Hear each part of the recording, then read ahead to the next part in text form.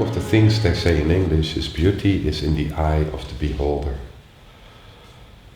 which I think is very, very, very truthful. It's how you look at yourself, at others, if you're able to decipher beauty. Beauty is very much connected with the heart and the opening of the heart. Our ability to see beauty, to hear beauty, to sense beauty.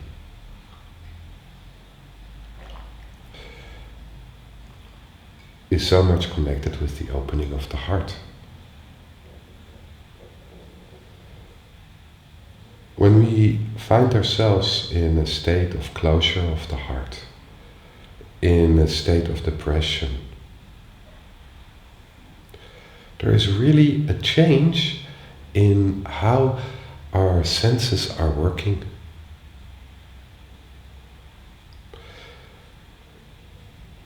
All the colors become more grey.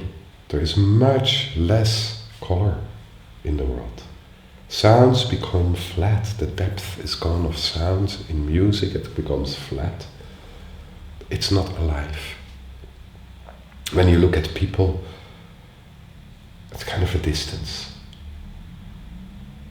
And you see details, but you don't see the person which is behind the detail.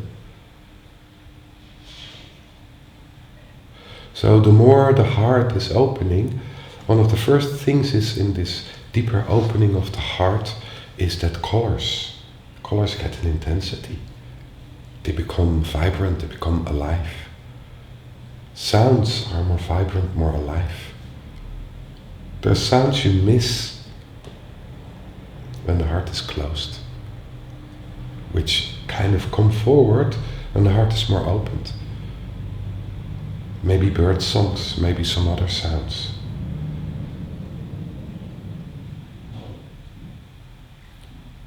So the more the heart opens, the more we're able to perceive beauty through our senses.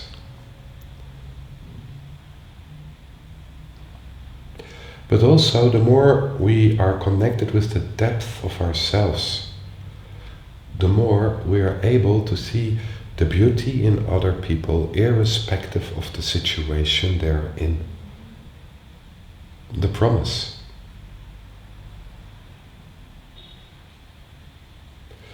And so often, sadly enough, there is a big difference between the inside of a person, the promise which is there, the incredible potential and beauty everybody is holding inside himself, and the outside of what is coming forward or is lived of this potential, this beauty in daily life.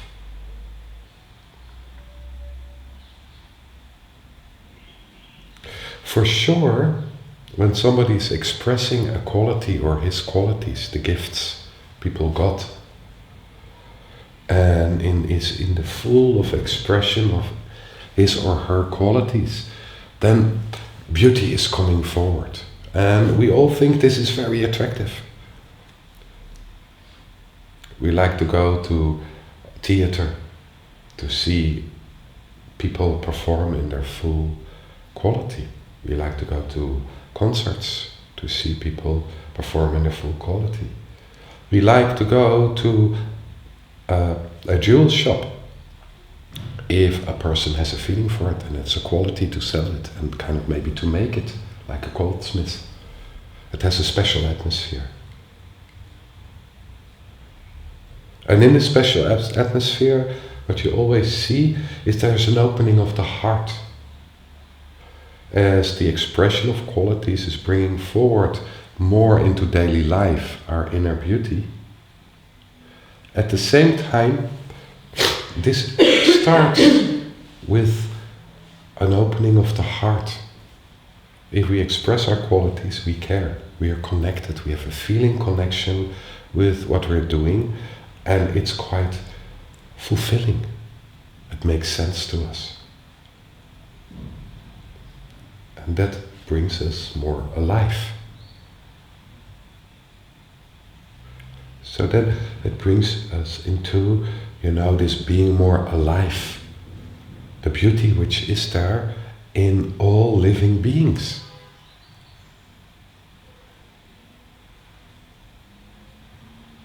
The beauty in a tree, the beauty in a flower, the beauty in a plant, the beauty in an animal, in nature itself.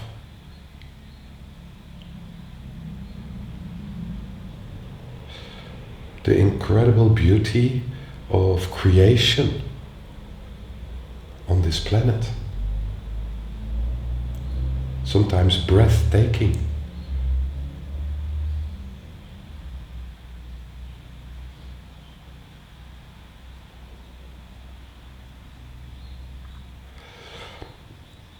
It's a pity how little time in our lives we sometimes take kind of to really witness or observe this beauty.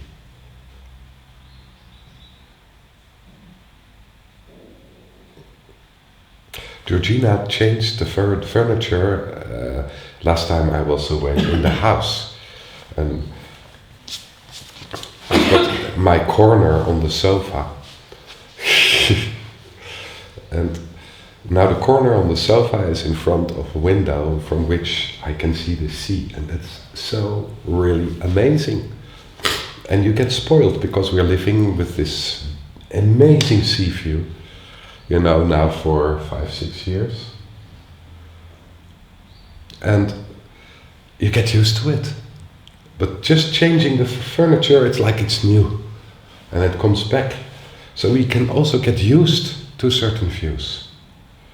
And it kind of made me aware that it is worthwhile to take some time every day, just kind of, to open yourself up for at least the beauty of this view, because it gives so much. There is an incredible healing factor in beauty. Seeing beauty around ourselves and the ability to see beauty opens us more for our own inner beauty. It's only from a perspective of our own inner beauty that we are able to see the beauty around ourselves. Beauty communicates with beauty.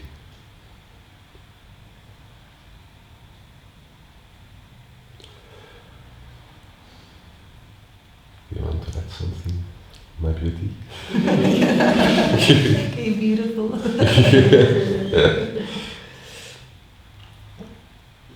So, from practically speaking, I think beauty is clearly, it's about perception, it's about consciousness, it's about awareness, it's about how we're seeing. How can beauty not be about seeing? It's about seeing or feeling. Maybe actually about both. Which means that beyond all the programs of what's supposed to be beautiful, the flowers, the nature and all of this, there is a perception through beauty in which it becomes, beauty arises unconditionally even to what's being seen. So, at least for me, when I am totally open and I really see suffering, it has an incredible beauty in it. Because the deeper connection of beauty is not to the object which is perceived, which is anyway a creation of perception. If we see the flowers as shit, and the flowers are shit in our perception, that's it. The deeper quality of beauty is truth. It's the depth of truthfulness. And if somebody's really brought to a truth within themselves, and it can also be through suffering, often this is through suffering, there is an incredible beauty in it. They might not see it, but it becomes visible. There's an authenticity in it. But still, it's about a doorway which is open between the inside, the one that sees, and that which is seen. And that doorway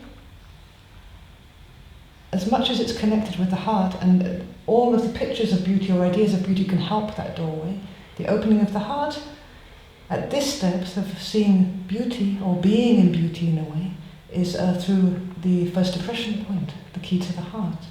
The same place where there's the separation, the sense of rejection, the pain, the close down, the source of the shutting off, the attempt to try and make a division between ourselves inside and ourselves outside by blocking here, which is kind of futile, but we try to do that. Even if we're blocked, we're also here and we're also behind. But it's here in this block. So in a way, and there's no judgment in that whatsoever, in a way the first impression point, or the depth of the heart, is always moving according to the social field and according to the needs of living a normal life in a kind of opening and closing situation. But when we're able to really give time to this, and it's always worthwhile, then it's a movement of perception. So in a way, what we can do is move our consciousness, literally our will, our consciousness, let it drop, and to try and look as if we have no head with the eyes of the depth of the heart, just to try and see here and now, or feel here and now, from here, really beyond mind. So it's best really with feeling, but to use the idea of the eyes and ears of the heart really works here. Because even in that one movement, even the pain which is there has a subtle beauty, because it's got a truth in it. Beauty is one of these B words. It's like being or becoming. It's in that category. It's intimately connected with being. And being is when we completely release any engagement with where we want to go, what has been, what we think, what this, what that, what we've been told, and just go move into the pure sense of being who we are. And the more we allow the sense of being, the more we begin to feel our own, in the first instance, our own subtle atmosphere of being. And this already has a truth in it, an authenticity in it. There's a lot of pain there, but through the pain there's something which is alive. It's alive, and it's actually, right now, very individual, very precious, very, very precious. The more we allow that atmosphere, the more of itself, there's an eye that opens, this kind of eye of beauty. Because like with all the healing movements, the more we allow it in ourselves, the more that same subtle vibration of being is allowed in all that we perceive. We're connecting through that. Which means an ugly old man can become, when we're in that vibration, a whole, incredibly awesome story, a beautiful stage containing so much grace. The difficulty with it is that beauty is so miraculous and so amazing and so awesome and so precious because it's to do with life. And life is not stable. It's changing, it's growing, it's ending, it's beginning. It's not, you can't hold on to it. You can marry a supermodel and she turns into an old crow. It can't be fixed. You can have the most incredibly loving experience and it's gone with the happening. It's like a song. You can be totally awesomely moved by somebody expressing from the soul of themselves in music, but you can only surrender to it. You can't hold it and remember how you felt later, and these are just memories of something which moved through, which already was just forming an impression in the moment. So it's really a movement of blending and allowance, allowing. But in the first instance, allowing our own being. Because the moment we begin to allow our own being, it becomes a big being. And if there's pain there, it's allowing the pain in our being. And pain has an awesome beauty. It's not for nothing that so many Dr. Zhivago type beautiful compositions are based on pain. The unbearable lightness of being. The transience of it. Of course, the perception of the beauty and the transience and the passing is made possible because of that one who is looking, who isn't passing. You wouldn't even see it was passing. A snowflake doesn't see that it's falling. Something bigger than the snowflake sees it falling.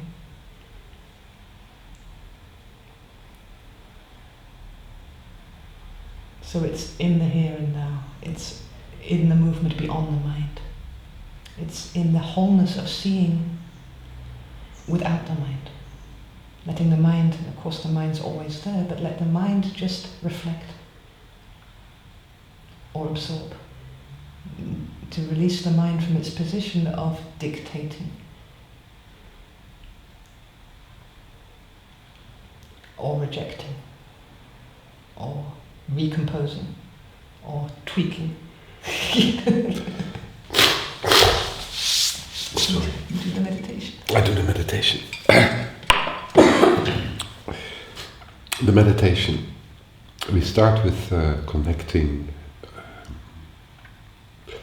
with the ID, and then from the ID we surround ourselves with gold, just with golden light, or with gold dust, or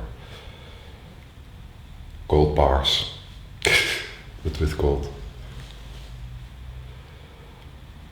And then we just take some time just to experience how it is to be surrounded with gold. And then we reconnect to the ID, and we fill up the whole mental aura. This is this space, three-dimensional, around us, up until the first depression point, with silver. Just let the silver be, and just see what's happening then when this is connected with silver. Then we place a ruby red color on the first depression point. And again we take time just to see what's happening.